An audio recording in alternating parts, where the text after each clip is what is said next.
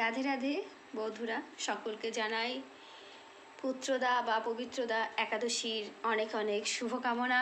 সকল গৌর ভক্তগণের চরণে আমার কোটি কোটি প্রণাম, আমার গুরুদেবের চরণে কোটি কোটি প্রণাম। সকলের কাছে এই একটি নিবেদন, সকল মাতা, সকল পিতা, সকল সন্তানদের কাছে সকলে চেষ্টা করো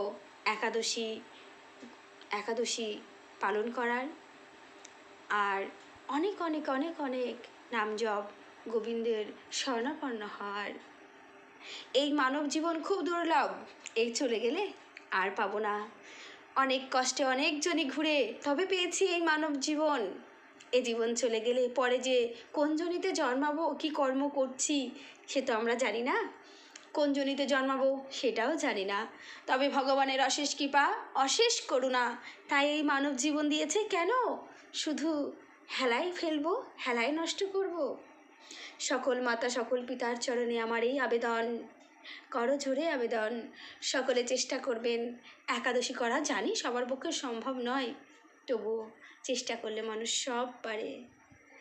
আর মানুষের মনে তো আসল ভক্তি তো মনে, মন পবিত্র বাপু সব পবিত্র। নিরামিষ খেয়ে করতে হবে, নিরামিষ খেতে হবে, প্রসাদ ভোজিত এমনটা নয়। একাদশী সর্বোত্তম, সবাই করতে পারে।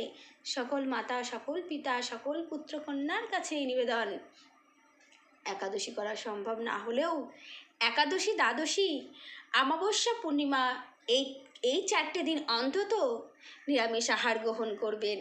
এতে আপনাদের শরীরের জন্য, ভগবানের জন্য নয়, আপনাদের শরীরও এতে সুস্থ থাকবে। একাদশীর দিন অন্ন গ্রহণ করলে তো পাপ আপনাকে ঘিরে ধরবে, তবুও সবার পক্ষে সম্ভব নয়। তবুও নিরামিষ আহার করার চেষ্টা করবেন। ভালো থাকবেন।